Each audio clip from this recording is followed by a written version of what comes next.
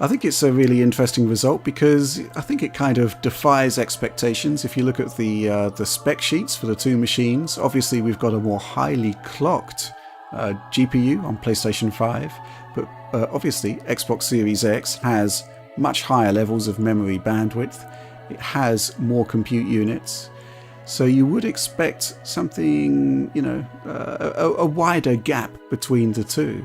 But at the same time, there's so much more to the makeup of a console than just the hardware specification. That's kind of one of the reasons why I haven't done a straight Series X versus PS5 spec comparison video, because, you know, obviously we've been hearing some interesting things from developers about how these systems are performing, and fundamentally the litmus test, the only test that really matters, is the games. And here we are. It's the first game, interesting result, but as we shall see, there's some interesting stuff still to come. Alright guys, in today's video we're going to be talking about the first ever Digital Foundry comparison that has been released today, featuring Devil May Cry 5 Special Edition. Digital Foundry is comparing this multi-platform title on the PlayStation 5 and the Xbox Series X, and I think the results are maybe a little bit surprising. It really depends on what your expectations were going into this. Now, I want to take some time to discuss this for obvious reasons. If you've been following the channel for a while, you know that I have been trying to explain to everyone that the PS5 is a very capable console. If the games that you've seen so far running on it aren't proof enough, because based off of what I've seen from some people in my comment sections, seems that that is not proof enough for them. They want to continue to let me know and let us know that there's going to be a massive difference. And, you know, I don't really blame them, because if you look at Microsoft's marketing, the way they've positioned the Xbox Series X, it really has been all about the power, even more so than the games, it seems at times, which is quite disturbing. But that's what it's been. It's all about the 12 T-flops, RDNA 2. Oh, wait, no. Full RDNA 2. Can't forget that. Guys, come on. You already know why I'm making this video. I was going to make it regardless of what the results were. I'm going to play a short clip for you right now because I already know what's going to come my way. People are going to tell me, MBG, you're just making this video because the results are maybe more in your favor, more in PlayStation's favor, and that's not the case, actually. So this clip I'm going to play you was from my most recent podcast episode, where I talked about my expectations for multi-platform games and the differences I expect to see between them when it comes to Digital Foundry breaking them down on the PlayStation 5 and Xbox Series X. So give it a listen. These are my expectations. This is where, you know, a lot of people are assuming that the Series X is going to perform better with the multi-plat games, and I'm just like, but isn't that the expectation that has been set this whole time? Like, wouldn't it be more surprising if they didn't? Do you guys see what I'm getting at here? Do you see how I'm letting you know, like, I'm trying to let you know what the expectation really is here, what it has been, and that is the Series X is supposed to have better performing multiplats.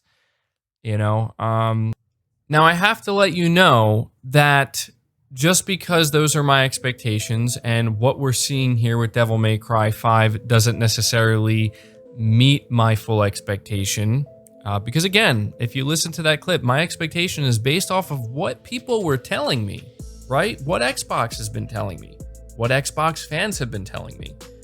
Okay, this is one game, and even Digital Foundry themselves told us we can't really use this to judge the bigger picture, and so that's not what I'm going to do. However, this is the first data point we have to go by, so I still think it's worth giving a look over. Now, the first thing that Digital Foundry confirms in this video is that when it comes to overall resolution, the way the game actually looks, it's identical. Okay, they reaffirmed that in the beginning of the video. They did let us know that they could only capture it at 1080p, but they assured us that the resolution, the look of the game on the Series X and the PS5, it's identical. So there's that. Then they focused on performance. And so for the rest of the video, they were kind of, showing the performance on the Series X versus the PS5, because Devil May Cry 5 Special Edition offers multiple performance options.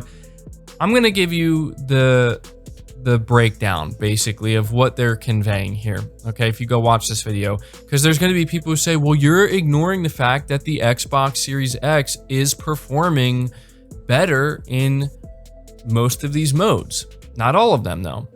What's fascinating is that, the Xbox Series X with this game in particular, it does seem to be doing what maybe a lot of us were expecting it to do, which is perform slightly, and I really have to emphasize the word slightly, better than the PS5, at least in the 4K mode, in the normal 4K mode.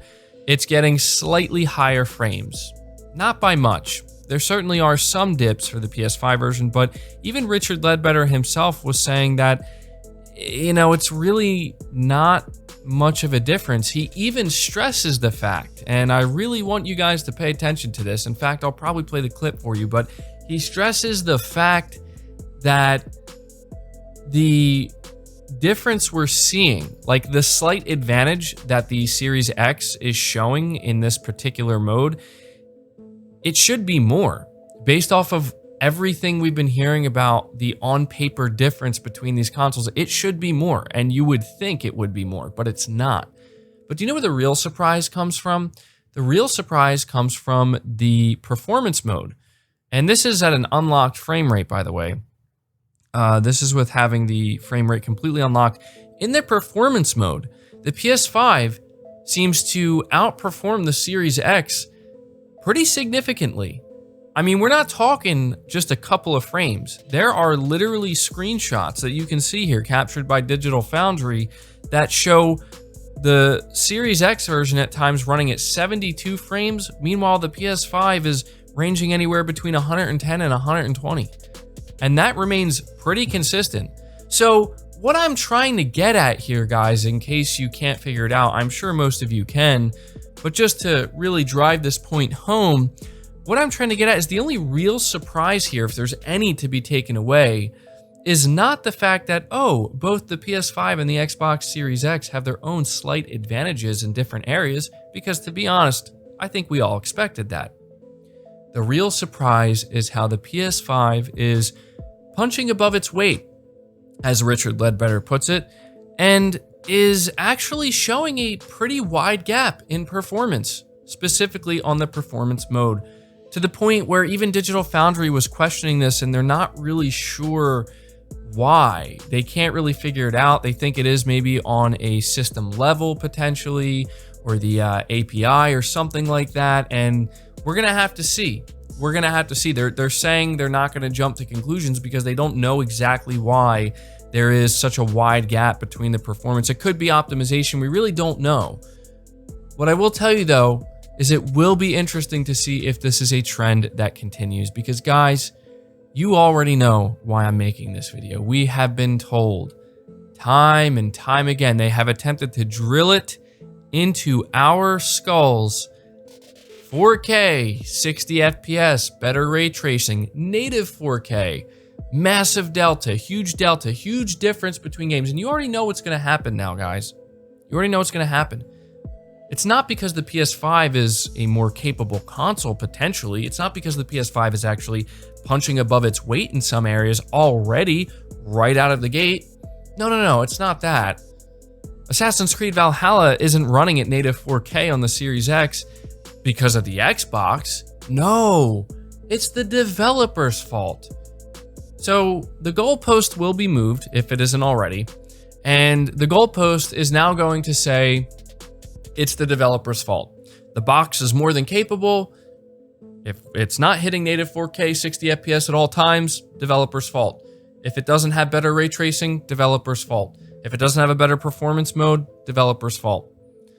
And so that's what's going to go down. But it's not going to stop me from pointing these things out because, you know, I was looking forward to this because I told you, like, I set the expectation the same way that all of the Xbox fanboys and Microsoft have set the expectation. They told me what to expect and to expect a big difference. They told me the power matters. They told me the power difference matters. And more specifically, just to really drive home why I'm making this video, they specifically told me when I tried to mention exclusive games, when I tried to mention games like Demon's Souls and even Spider-Man and future games we're gonna get, when they wanna disregard that, they specifically told me multi-platform titles. This is why you're gonna wanna choose the Series X over the PS5, why it's a superior console. Because on paper, look at those specs.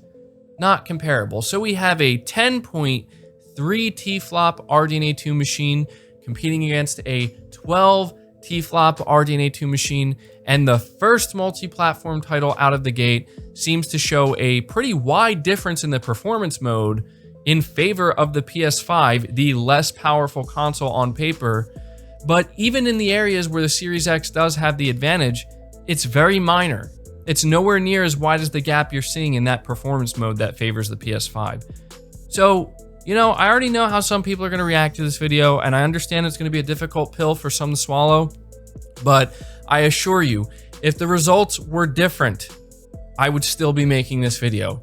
And instead, I'd be telling you, well, there we have it. The more powerful console is delivering in the way that everybody told me it would, which is it's doing things better for multi-platform games. Resolutions, slightly better looking, slightly better performing, and to give credit to Xbox, because I don't want you guys to, you know, completely think I'm completely trying to just take everything away. No, to give the Xbox credit, it is performing slightly better in some areas. So there is that. It's not like it's getting completely stomped or anything by the PS5, because that is not the case. All right. And I don't know if this is going to be the trend. That's how I want to end this video. I don't want anybody to walk away from this assuming that this is going to be the trend, because this is just one single data point. It's going to be interesting to see what we learn from other games, you know, and I'm assuming Digital Foundry is already in the process of testing other multi-platform games.